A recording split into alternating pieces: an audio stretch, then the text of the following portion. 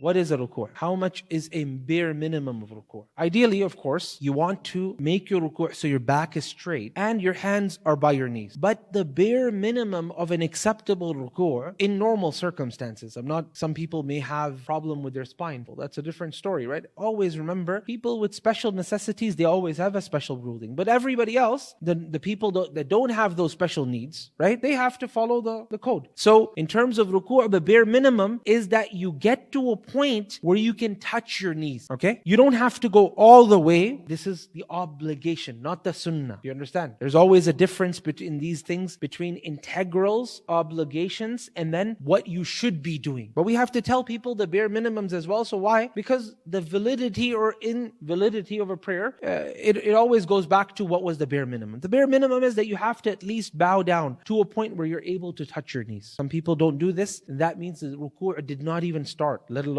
finish. Okay? And for sujood, again, the Prophet ﷺ had been commanded to do sujood upon specific limbs. What are those limbs? On your knees. So the knees need to be obviously touching, which is always going to be the case for everyone. And then your feet as well. So the feet have to be touching. Sometimes people, they leave their feet up. This is not acceptable. Similarly, the hand has to be touching the ground as well. And last but not least, forehead and your nose should also be touching the ground. This is how you do your sujood. طيب. And then there's another thing as well. They specifically mention, the ulama over here, that the forehead has to be touching in a way where there's a slight bit of pressure applied. Now this is really important for a person that is a hairstylist, right?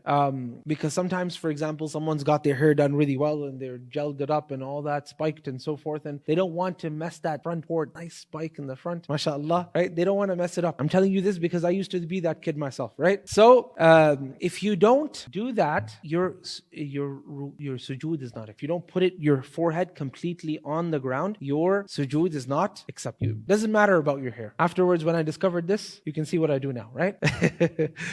For many years I've been doing this, alhamdulillah. طيب. So the only way to have your sujood accepted is your face to the ground. That's the idea. Even if there's dirt, even if the dirt touches your forehead and remains on it, you're not supposed to wipe it off. There's a hadith about that as well. So the idea is to bow yourself, humble yourself before Allah Azza wa Jal completely.